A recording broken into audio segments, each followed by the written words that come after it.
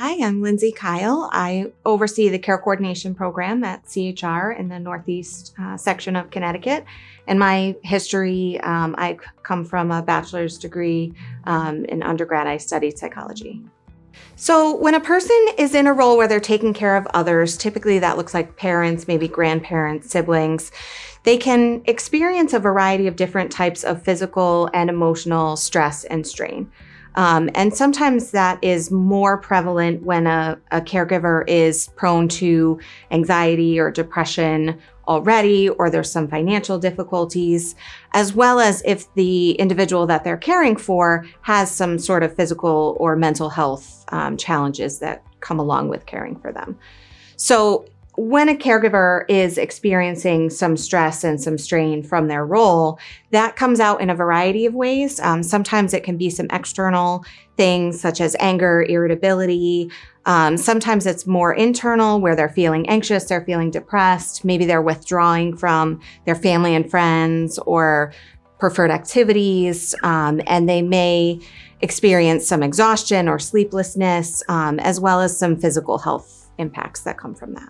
So in the care coordination program throughout Connecticut, we utilize a tool that is called the Caregiver Strain questionnaire, which has about 13 questions that look at different sectors of strain. So some of the internal, the external, as well as the financial.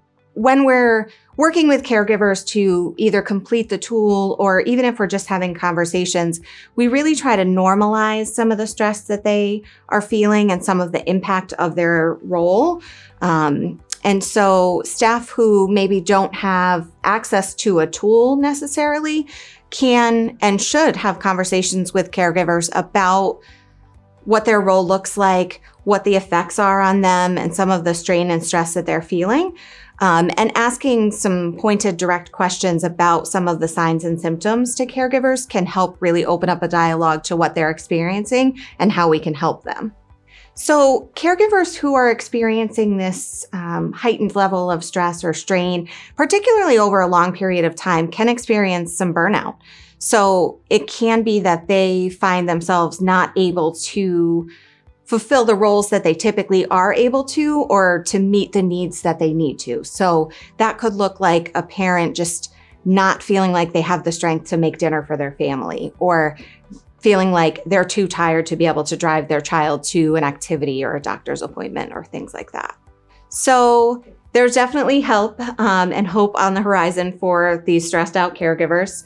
So the first thing that we try to do is really just normalize and teach the caregivers how normal and common these feelings are, and that it's okay and that help is there. A lot of our caregivers who are experiencing the higher level of strain, they feel shame about that. They feel guilty that they're having these feelings, or I'm not able to get out of bed to get my child on the school bus. That brings a lot of its own feelings.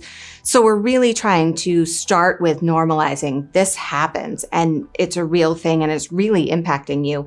And there's ways that we can help that. So one of the things we look at for a family is who is their extended support system. So we really try to look at some of the informal supports in a family's life. That could be their extended family, friends. Sometimes they're involved in a faith-based community, just other folks who are around who are willing and able to help. And a lot of parents and caregivers are hesitant to ask for that help. They don't want to burden others. But it's really important, it could look like simple things like their teenage child helping out with increased chores around their house. Or it could be that a grandparent comes and gets the child off the bus, or provides childcare or things of that nature. So we really help them find those individuals who are there and will likely be there long-term to help them. Another thing we help parents prioritize is their own self-care. And so we're looking at what are their strengths, what are their interests, what are they maybe hobbies that they used to participate in that maybe they're not anymore because they're feeling this stress and they have so much going on with the people they care for.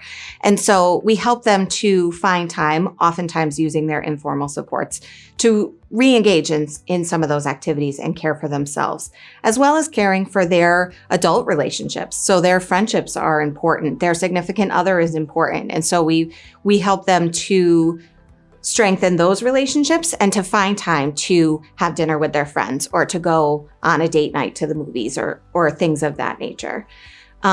So we really ultimately look at how do we reduce as many stressors as we can for the parents, and where we can't reduce those stressors, how do we increase the types of support that are there for them?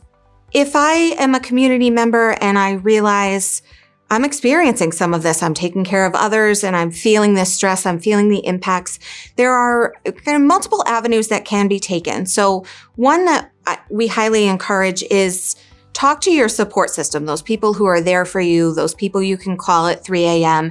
and really express to them, these are some of the ways I'm feeling. And so we try to kind of minimize some of the shame that comes from that. People don't want to ask for help. People don't want to admit, my child is making me feel angry, or I'm resenting that I have to do this day in and day out. And really, those are very common things. So whether you're a person who's experiencing that, or maybe you're a grandparent who's realizing my daughter or my son is feeling some of those things, it's really helpful to even just have a dialogue about it and just get that out in the open is the start to the help.